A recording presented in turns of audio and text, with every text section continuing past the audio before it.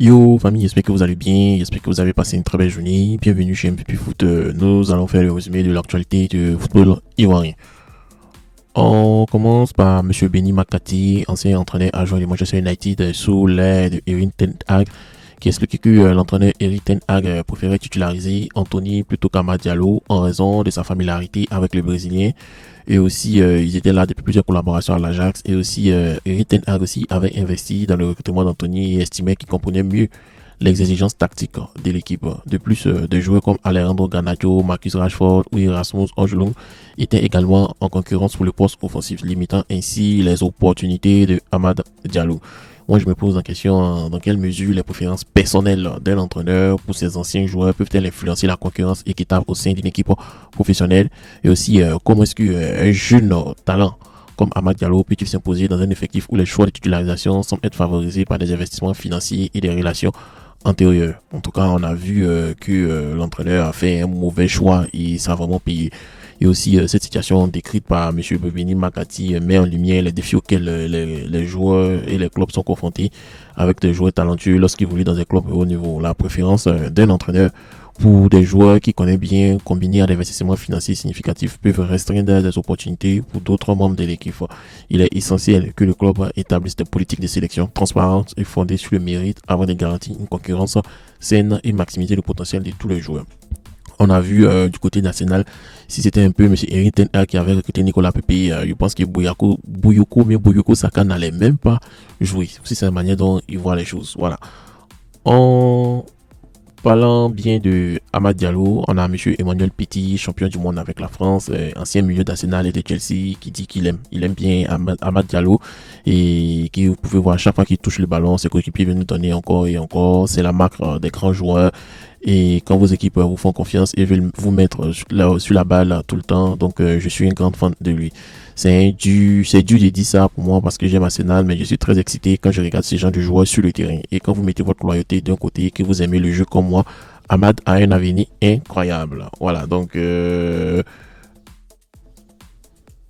on continue avec Yaya Fofana. Yaya Fofana, notre jeune gardien des éléphants, qui évolue au Sporting Club d'Angers, a réalisé un clean sheet et a été élu homme du match lors de la dernière rencontre de son équipe. Il est actuellement le gardien de Ligue 1 ayant effectué le plus grand nombre d'arrêts dans ce championnat avec 72 arrêts en 18 matchs, soit une moyenne de 4 arrêts par match. Malgré ses performances remarquables, il demeure relativement méconnu du grand public, mais bon, c'est pas grave, de toutes les façons, Angers est parti, je suis sûr qu'ils vont rester en première division française et les gens vont bien le connaître. Donc, moi, je me demande pourquoi un joueur qui affiche de telles performances reste sous-estimé dans un paysage médiatif et sportif actuel. On connaît la réponse. Il n'a pas choisi la nationalité française, il a choisi la nationalité sportive ivoirienne. Voilà. Et aussi, comment est-ce que Angers peut capitaliser les performances de Yaya Fofana pour améliorer sa position au classement de Ligue 1. En tout cas, on va voir d'ici la fin de la saison. Il faut noter qu'aussi les performances de Yaya Fofana montrent son talent et son potentiel en tant qu'un gardien de but de haut niveau. Son rôle est crucial pour la défense d'Angers et il mérite une reconnaissance à la hauteur de ses accomplissements. Pour le club, il est essentiel de valoriser un tel atout non seulement pour renforcer sa solidité défensive, et aussi pour attirer l'attention des instances nationales et internationales, ce qui pourrait ouvrir des opportunités tant pour le joueur que pour l'équipe. Voilà. On continue avec Simon Adingra qui n'a même pas été utilisé lors du match de Brighton contre Manchester United. C'est vrai qu'ils ont gagné 3-1, mais il faut noter que cette absence est inscrite dans une tendance où son temps de jeu en Première Ligue a diminué cette saison, avec seulement 487 matchs en 14 apparitions, soit une moyenne de 34 minutes par match. Voilà, donc des rumeurs de transfert ont émergé, notamment un intérêt de l'Olympique de Marseille pour les ligues ivoiriens. Mais bon, il n'a pas, ça ne s'est pas réalisé en fait. Voilà, donc ça fait des telle sorte que il est resté à Brighton et on voit ce que ça donne. Voilà, son temps de jeu est limité, ça freine sa progression, ça freine son épanouissement. Et il faut qu'un transfert vers un club le plus offrant doit être bénéfique en temps de jeu pour sa carrière. Donc il est vraiment important pour que cette décision soit mûrement réfléchie en tenant compte des facteurs tels que l'adaptation dans un nouveau championnat et aussi la concurrence au sein de l'équipe, les perspectives de développement aussi à long terme. Il faut qu'il quitte vraiment ce club parce que franchement c'est vraiment pas bon pour notre cher Simon Adingra. On a Zogbe Luc, notre jeune latéral droit de 19 ans qui a été titularisé pour la deuxième fois cette semaine avec le Stade Brestois. Un match contre le Stade Rennais et ils ont gagné. Voilà, donc sa performance a été remarquée. Il a montré une solidité défensive très impressionnante.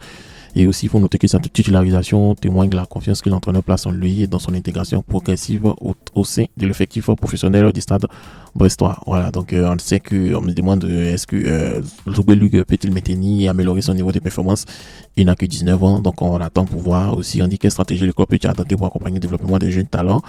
Je pense que la manière dont le club fait actuellement, c'est une très bonne manière. Progressivement, Zougbé Luc va gagner en puissance et sa montée en puissance, c'est encourageant. C'est encourageant pour un joueur de ce calibre et sa capacité à s'adapter rapidement au niveau de Ligue 1 démontre le potentiel et justifie la confiance que le staff technique lui accorde pour capitaliser sur cette dynamique positive. Donc il est vraiment essentiel au club pour que le club continue de lui offrir un temps de jeu en mettant en place un encadrement adapté pour son développement. De plus, quand on voit les hommes de Zougbé Luc, ça montre l'importance d'investir dans la formation et dans l'intégration des jeunes talents qui peuvent devenir des atouts majeurs pour l'équipe première.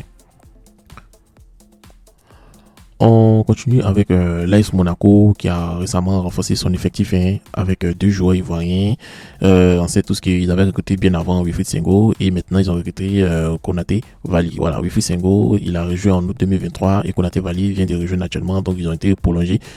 Le contrat de Wilfried Senghor c'est jusqu'en 2028, le contrat de Konaté Vali c'est jusqu'en 2029. Voilà, donc on se demande comment est-ce que l'AS Monaco va faciliter l'intégration de nos latéraux ivoiriens. Voilà, donc il faut que Konaté Vali atteigne son plein potentiel.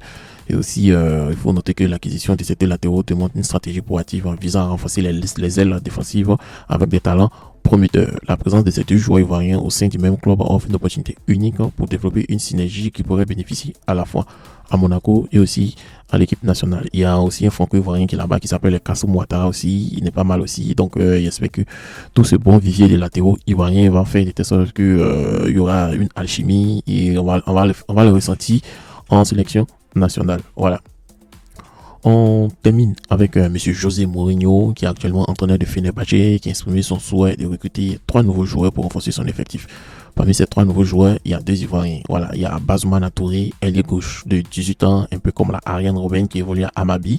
Et Kassoum Ouattara, que je parlais de lui, le jeune talent de l'AS Monaco. Donc, ce recrutement viserait à apporter du dynamisme et à la jeunesse à l'équipe turque. Voilà, donc c'est vrai qu'en Turquie, là, c'est pas trop médiatisé, mais comme il y a M. Mourinho qui est là-bas, là, en fait, on va faire l'exception de au moins permettre à ce que ce joueur puisse partir là-bas. Mais je ne pense pas que ça va se réaliser parce que ce sont des très très bonnes petites pépites, voilà, autant pour moi. Et je pense que ils vont pas partir là-bas. Voilà, ça fait que l'intérêt de José Mourinho pour des jeunes talents démontre une stratégie tournée vers l'avenir en injectant dans la jeunesse, dans l'effectif de Fenerbahçe. Mais je suis pas à l'aise avec ça. Et vous, qui pensez-vous de nos pépites qui vont partir en Turquie? Donc, chers amis, c'est tout pour aujourd'hui. J'espère que cette vidéo vous a plu et merci d'avoir regardé MVP Foot. On se dit à très bientôt pour un autre journal des éléphants.